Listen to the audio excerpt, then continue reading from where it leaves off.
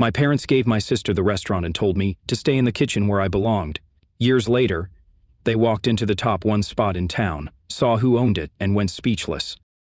My name's Ethan Miller, I'm 26, and this is the story of how my own family betrayed me, then lived to regret it. For as long as I can remember, my family has owned Miller's Steakhouse and Grill, a well-known American restaurant in our city. It's the kind of place where families come for birthdays, where business people take clients, and where locals go when they want a really good steak. As for me, I loved cooking. Not just in a casual, oh, I like to make dinner sometimes way. I lived for it. I wasn't officially hired at the restaurant, but from the time I was a teenager, I spent every free moment in the kitchen, not because I had to, but because I wanted to. While my sister, Olivia, was out shopping or talking about her latest business ventures, which never lasted more than a few months, I was in the back, shadowing Chef Marco, our longtime head chef. He wasn't just some guy flipping burgers. Marco was an artist. He had trained in some of the best kitchens in the country before coming to work for my dad, and he saw something in me that my own parents never did. "Kid, you've got a real talent," he'd say, handing me a knife so I could practice my cuts. By 16, I could grill a perfect medium-rare steak just by touch. By 21, I knew every single recipe, every supplier, and every shortcut that made the kitchen run like a well-oiled machine. Did my parents care? No. To them, I was just playing around in the kitchen, while Olivia was the serious one, the responsible one, the future of... And then, one night, they proved just how little they thought of me. Flashback, the night everything changed. It was a Sunday, and we were all crammed around our small dining table. Me, Mom, Dad, and Olivia. "We've made a decision about the future of Miller's," my dad announced, setting his fork down. I straightened up, my heart pounding. This was it. Finally, they were going to acknowledge all the hard work I'd put in. "We're handing the restaurant over to Olivia," Mom said with a proud smile. I stared at them. I actually laughed, thinking it was a joke. "Wait, what?" I looked over at Olivia, waiting for her to correct them. She didn't. Instead, she smirked. "I mean, it just makes sense. I have a degree in business," she said, a degree she barely scraped through, by the way. Meanwhile, I'd been working extremely hard in that kitchen for over a decade. "Mom, Dad," I started, trying to keep my voice steady. "I've been working at Miller's since I was a kid. I know the menu better than anyone. I've trained under Marco. Olivia has never even worked a single shift in the kitchen." "Ethan, don't be ridiculous," Mom said, waving a hand like I was being dramatic. Dad sighed. "You're a great cook, son, but running a restaurant isn't just about food. Olivia understands branding, marketing, the bigger picture. She doesn't even know how to take a dinner order, let alone run a kitchen," I snapped. "That's why you'll still have a job," Mom said, like she was doing me a favor. I frowned. "What job?" Olivia leaned forward, a slow grin spreading across her face. "Oh, this is the best part. You'll be starting as a dishwasher and working your way up." Silence. I looked at my parents, waiting for them to correct her. They didn't. They just nodded, like this was reasonable, like I should be grateful. "You'll learn discipline this way," Dad added. "Hard work builds character." "And Olivia?" She was laughing uncontrollably. "Come on, Ethan," she said, wiping a fake tear from her eye. "You always said you love being in the kitchen. Well, now you get to spend all your time there." I clenched my jaw so hard it hurt. They really thought I was nothing but the help. I took a slow breath, forcing a smile. "Thank you," I said. "I'll make the most of it." And I would, just not in the way they expected. Back to the present. That was 2 years ago. 2 years of Olivia running Miller's into the ground, messing up orders, firing good staff, raising prices while shrinking portions, and driving away the regulars who had kept us in business for decades. 2 years of my parents still pretending she was some kind of genius while I scrubbed dishes in the back. What they didn't know? I had a plan. The day I walked out of that kitchen for good was the day I started building something that would make them regret every single decision they made. So Reddit, you wanted to hear what happened next? Buckle up, because this is where things start getting really good. The reality of working my way up. After that dinner, I convinced myself to stay at Miller's Steakhouse, just to see how bad things would get under Olivia. Spoiler alert, it was a disaster. The first week alone, she fired 2 of our best servers because they didn't respect her authority. By the end of the month, she had switched to a cheaper meat supplier, jacked up the prices, and pissed off Marco so much that he almost walked out. And me, I was scrubbing dishes, pretending like I wasn't watching the entire ship sink in real time. One night, as I was elbow deep in greasy water, Marco stormed into the dish pit, his chef's coat unbuttoned and his face red.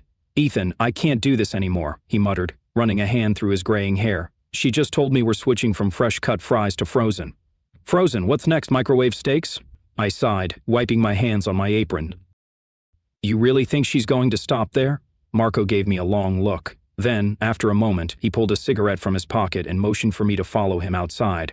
Out behind the kitchen, he lit up, taking a deep drag. I don't know how much longer I can do this, kid. This place used to mean something. Your grandfather built it from nothing. Your dad at least kept it steady. But Olivia, he scoffed. She's gutting it. I nodded. I'd seen it firsthand. The regulars weren't coming in as much, online reviews were tanking, and the kitchen staff? They hated her. She doesn't care about the food, I said quietly. Marco exhaled a cloud of smoke. No, and your parents are too blind to see what's happening. He was right. My parents refused to admit that Olivia had no clue what she was doing. They kept defending her, saying she just needed time to adjust. Meanwhile, the restaurant was bleeding money. And that's when I made my decision. I was done being the family joke. It was time to start planning my next move. The breaking point. Things got worse fast. One night, a group of VIPs of big-shot real estate guys who had been coming to Miller's for years walked in and ordered steaks, the usual. Problem? Olivia, in her infinite wisdom, had switched to a cheaper butcher without telling Marco. So when their steaks came out overcooked, chewy, and straight-up embarrassing, I was in the back washing dishes when I heard yelling from the dining room. I grabbed a towel and peeked through the kitchen door, just in time to see one of the VIPs, some guy in a designer suit, holding up his plate like it was a piece of garbage. "What is this?" he barked. Olivia was standing there, fake smile plastered on her face. "Oh, sir, I assure you, this is not the quality we're used to," she said. He snapped, cutting her off. "We've been eating here for 15 years. Your father ran a great place, but this?" He shoved the plate toward her. "This is terrible food." Oof. The whole restaurant went silent. Olivia's face turned beet red. She opened her mouth to say something, probably to blame Marco, but the VIP guy didn't care. He threw his napkin down, waved his buddies toward the door, and muttered just loud enough for everyone to hear, "We'll take our business somewhere else." And just like that, Miller's lost some of its best customers. "You have no future here." That night, after we closed, Olivia called a staff meeting, which really meant she wanted to yell at everyone and act like it wasn't her fault. We all stood around the kitchen while she paced in front of us, arms crossed. "I don't know what's going on with you all," she snapped, "but the food has been inconsistent, service is sloppy, and customers are complaining." Marco chuckled under his breath. "Maybe because you fired half the staff and started cutting corners." Olivia glared at him. "If you can't handle the changes, Marco, no one's forcing you to stay." That shut him up. Then she turned to me. "And you," she said, jabbing a finger in my direction. "I know you think you're some kind of hot chef just because Marco let you play around in the kitchen. But let's get one thing straight. You're a dishwasher. That's all you are. That's all you'll ever be." The whole room went silent. I felt something snap inside me. I wasn't angry. I wasn't even surprised. I just saw her for what she really was, someone who was terrified that I might actually be better than her. I took a step forward, wiping my hands on my apron. "You really think that, huh?" I said quietly. She smirked. "I know that." I walked out. I heard Marco call after me, but I didn't stop. I just kept walking. I had wasted enough time in that place. It was time to start working on something better. What happens next? That was the night I walked away from Miller's for good. And what Olivia didn't know, I had already been planning my next move for months. The connections I made in the kitchen, they weren't just friends. They were my future staff. The secret recipes I'd been perfecting, they were about to make me famous. And the customers Olivia was losing, I knew exactly where they'd be eating soon. Because I wasn't just walking away from Miller's. I was about to become its biggest competitor. To be continued. So Reddit, you want to hear how I built a restaurant that made my family regret ever underestimating me? Because trust me, this is where it gets really good. Alright Reddit, you've been waiting for this.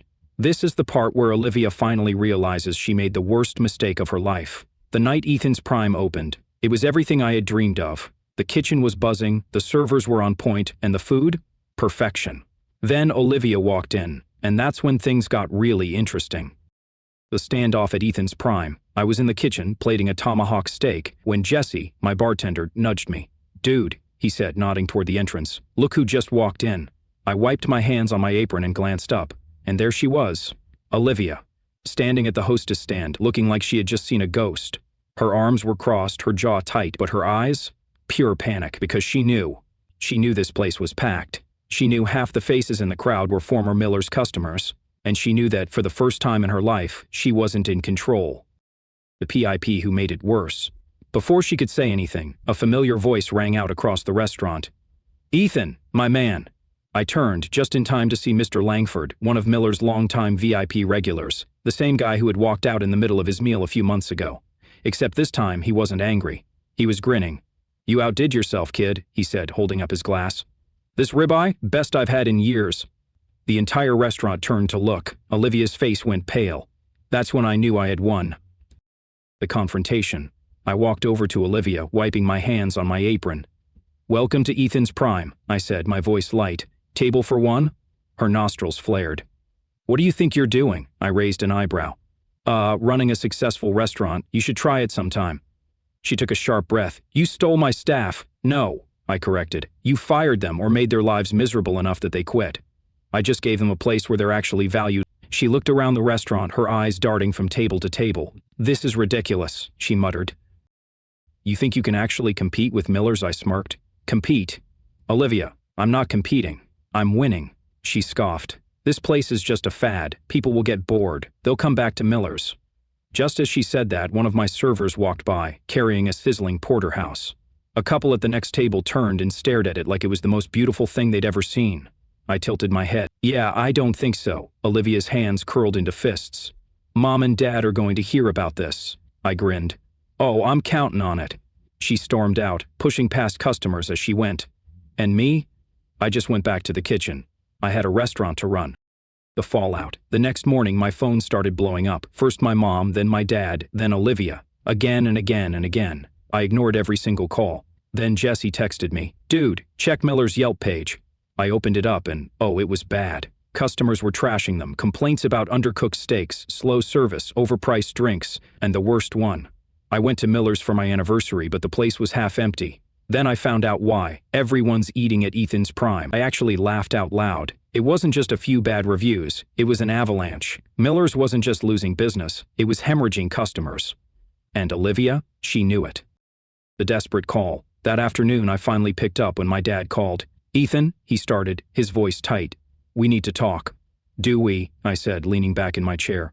"Cut the attitude," he snapped. "Your mother is upset. Olivia is upset. We need to figure out how to fix this." "Fix what?" I asked, feigning innocence. "You know exactly what," he growled. "Miller's is struggling, and you're stealing our customers." "I'm not stealing anything," I said calmly. "People are choosing to eat here instead of at Miller's. Maybe you should ask yourselves why." Silence. Then he sighed. "Come home. Let's talk this out." I smirked. "Dad, I'm already home.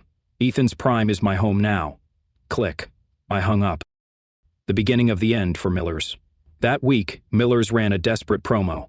50% off all steaks, trying to win back customers. It backfired. People went in, saw the place half empty, ate their mediocre steaks and never came back. Meanwhile, at Ethan's prime, we were booked solid for the next 3 months. And that's when I knew it was only a matter of time before Miller's Steakhouse collapsed. All right, Reddit, this is it. The final chapter. The part where my parents finally realized they had made the biggest mistake of their lives. By the time Miller's Steakhouse hit rock bottom, Ethan's prime was thriving. We were booked solid for months. People were raving about our steaks, our service, our atmosphere. Meanwhile, Olivia was drowning. And then, one evening, just as I was prepping for another packed night, guess who walked into my restaurant? My parents. And let me tell you, they did not look happy. The plea for help. I spotted them the moment they walked in. My dad's face was tight. My mom's lips were pressed into a thin line. They stood at the entrance, looking completely out of place. I took my time walking over, letting them soak in the success they never believed I was capable of. "Table for two?" I asked, my voice calm. My dad exhaled sharply. "Ethan, we need to talk." I raised an eyebrow. "You can talk while you eat. I hear the filet mignon is excellent." My mom crossed her arms. "Don't be difficult, Ethan." I smirked. "Oh, I'm just following the family motto, Mom. You know, work your way up." Her face flushed. I led them to a table near the back where we wouldn't be disturbed. The moment they sat down, my dad leaned forward. "Miller's is in trouble." I pretended to look surprised. "Really? I hadn't noticed." He gritted his teeth. "We don't need sarcasm right now." I leaned back, crossing my arms. "Then what do you need?" Mom spoke up, playing with her napkin. "We want you to come back, Ethan." For a second, I almost laughed. They wanted me to come back? After everything? "Why?" I asked. Dad cleared his throat. "We need someone who understands the kitchen, someone who can bring back the quality people expect." I tilted my head. "What about Olivia? I thought she was the future of the business." Mom flinched. Dad sighed. "She's struggling." struggling. She had been given a successful restaurant on a silver platter, and she still managed to ruin it. So, let me get this straight, I said slowly. You pushed me aside, gave my job to Olivia, told me I was nothing more than a dishwasher, and now, when you've completely run Miller's into the ground, I let the silence stretch out, watching them squirm. Then I dropped the final blow. Miller's isn't struggling, it's dying. Mom's eyes widened. Dad's jaw tightened. And you know what the worst part is? I leaned in, lowering my voice. This didn't have to happen. You chose this. The offer they couldn't refuse. They sat there, speechless. They knew I was right. Finally, Dad sighed. Ethan, what do you want? I pretended to think about it. Then I slid a piece of paper across the table. I'll save Miller's, I said, on one condition. Dad picked up the paper. His eyes scanned the words and his face went pale. You want to buy Miller's? Mom gasped. For dirt cheap, I confirmed. Let's be honest, you're desperate. If you don't sell to me, you'll have to sell to someone else, and they won't be nearly as generous. Dad clenched his jaw. Ethan, this is our family's legacy. No, I corrected, it was your legacy. You threw it away when you chose Olivia over me. Mom shook her head. But Ethan, we built that place. And I built this one, I interrupted. Without you. I let them sit with that truth for a moment. Then Dad exhaled. He looked at my mom, then back at me. We'll think about it. I smirked. Take your time. But I'd act fast before there's nothing left to sell. And with that, I walked away. The final nail in the coffin. 2 weeks later, I got a call. Dad's voice was quiet. It's yours. I hung up and smiled. Miller's Steakhouse now belonged to me. But I wasn't planning to save it. I was going to remake it, reinvent it, and most importantly, erase their name from it forever. The grand reopening. 6 months later, after a full renovation, the restaurant that once was Miller's Steakhouse had a brand new sign above the door. Prime by Ethan Miller. No more Millers. No more family name attached to my success. The night we reopened, the restaurant was packed, and the best part? I spotted Olivia standing outside, staring up at the sign. I walked out, crossing my arm. She turned to me, her face unreadable. I don't get it. You had everything you wanted with Ethan's Prime. Why take Miller's too? I smiled. Because it was never about taking it. It was about proving I was always meant to run it. She swallowed hard. For the first time in her life, Olivia had nothing to say, and that was the sweetest victory of all. 1 year later, it's been a year since I took over. Ethan's Prime is still thriving. Prime by Ethan Miller is one of the hottest restaurants in the city, and Miller's Steakhouse, a distant memory. My parents? They moved to Florida, quietly fading into the background. Olivia?